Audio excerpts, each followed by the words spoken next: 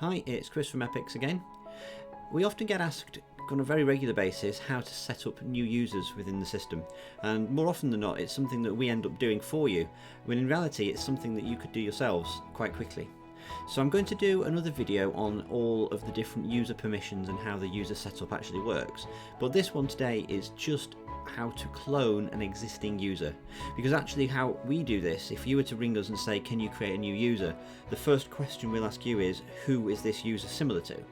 So we'll take an existing user from your system, probably someone with a very similar job role or similar access permissions that the new person's going to have, and then we'll copy them.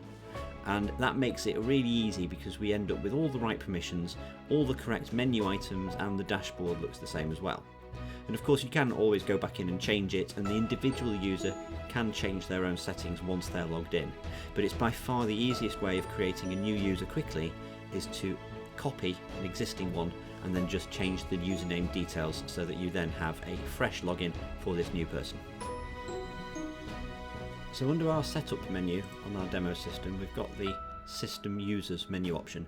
Now it could well be that nobody in your organisation has got this menu item, or it might be restricted to just one or two of the what we would call a super user within your company.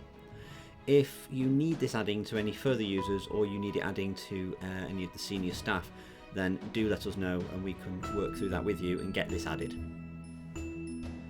So if we click on system users, you'll be presented with a search screen, a bit like any of the reports in our system, where you can filter for what you want to find. So of course, if you're wanting to copy an existing user, normally you would know who that user is going to be, so you would search for them here. So you could just simply say I want to copy the settings for Mike, and you could search for Mike. You could of course, if you weren't sure which one you wanted to do, you could do show me all that are not suspended users, so i.e. all that have got an active logon to the system, so your current employees. So I'm going to go very quickly though, and I want to say I want to create my user account based upon Mike.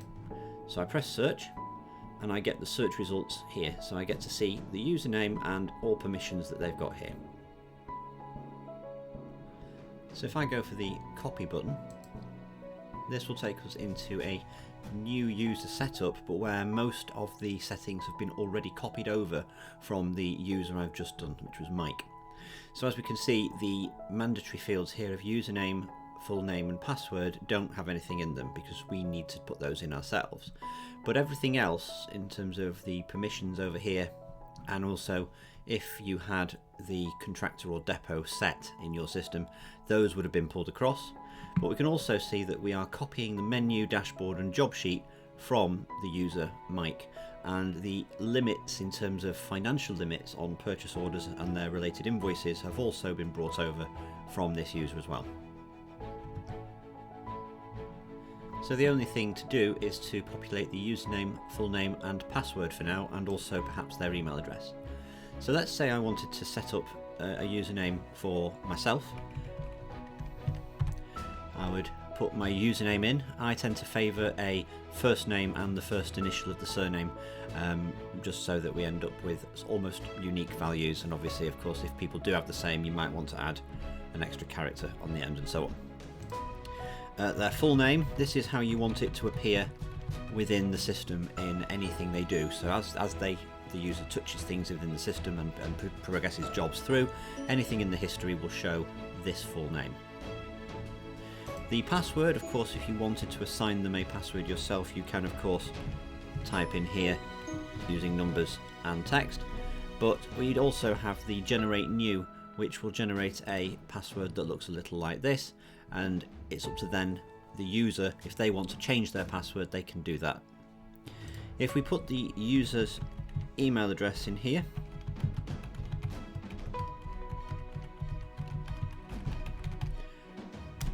and then once we're happy we've finished everything else, if you do need to make any changes you can, you would then click on continue to save this record. Now if I was to go back to this report here and filter for our new person, you can see they're here. If I press update filters, here you can see our user has been set up. So if I now step into edit this user, I can of course make some changes if I want to. If I want to send this out as a reminder for a password for somebody, or if they've forgotten it, I can press save and send link, and that will send an email to this user reminding them of their username and password, as well as the link to the system.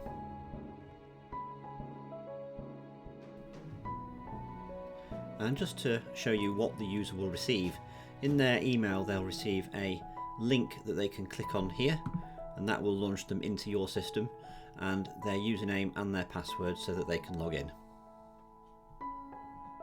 And so a very quick reminder to copy this user. So if we wanted to create a new user based on Chris, we do copy, provide the username, their name and a password, and an email address if you have one, and we press continue, and it's as easy as that. If you've got any questions on anything you've seen on this video, then don't hesitate to give us a shout. And likewise, if you need the system users setup menu adding, then do get in touch.